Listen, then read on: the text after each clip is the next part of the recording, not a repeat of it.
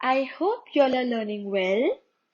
Today I've got a very important topic for you.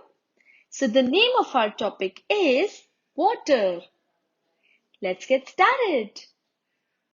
As you all know, all living things need water to stay alive.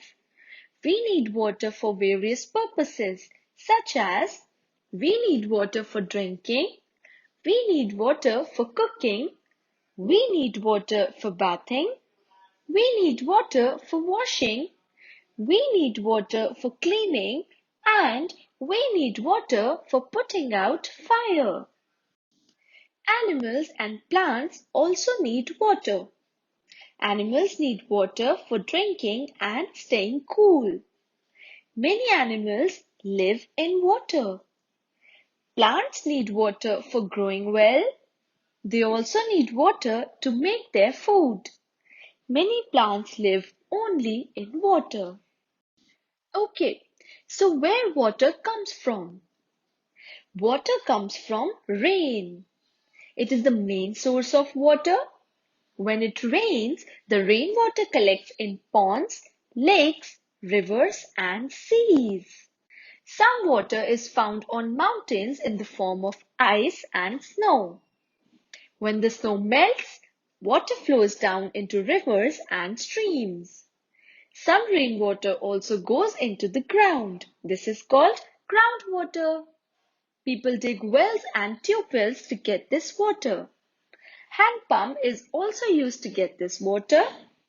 Seas and oceans are very big water bodies, but we cannot use their water because it is salty.